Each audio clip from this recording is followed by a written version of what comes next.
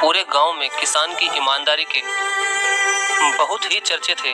उसका एक दोस्त था जो उस गांव के राजा के यहाँ सिपाही का काम करता था। वह किसान से उसके घर रोज मिलने जाता था। एक बार राजा ने अपने दरबार में एक ऐलान किया कि उसके बगीचे में काम करने वाला एक अच्छा सा कारीगर चाहिए जो उसके बगीचे के पेड़ पौधों और फूलों का ध्यान रख सके। राजा का यह ऐलान सुनकर किसान के दोस्त सिपाही ने सोचा कि यही मौका है किसान से मित्रता निभाने की। मैं उसे यहाँ बगीचे में काम पर लगवा दूंगा और उसका वह मेरा साथ भी रहेगा और किसान का भला हो जाएगा।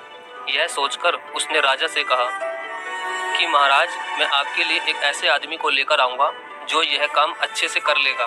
तभी राजा ने उस सिपाही को आदेश दिया कि जाओ, उसे कल से ही बगीचे में काम करने के लिए कह दो। उसी वक्त वो सिपाही अपने दोस्त किसान के पास पहुंच गया और उसने किसान को बगीचे के काम की सारी बात बता दी और किसान ने भी काम करने के लिए खुशी खुशी हाँ कर दिया और अगले ही दिन अपने दोस्त के साथ राजमहल पहुंच गया।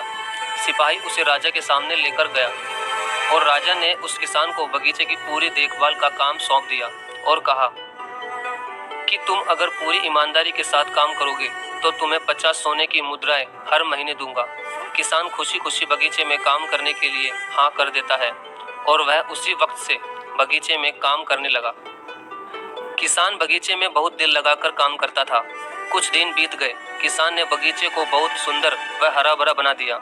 राजा को उसका काम बहुत पसंद आया। एक दिन किसान बगीचे में कुछ खुदाई कर रहा था तो उसने जमीन के नीचे कुछ महसूस किया। तो उसने और खुदाई की तो देखा वहां नीचे एक बड़ी सी संदूक थी।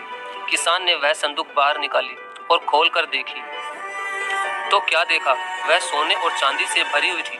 यह देखकर किसान बहुत खुश हुआ और अपनी ईमानदारी दिखाते हुए वह राजा के पास पहुंचा और राजा को सारी बात बता दी। राजा किसान की ईमानदारी देखकर बहुत खुश हुआ और उसके साथ वहां गया जहां किसान ने खजाना निकाला था।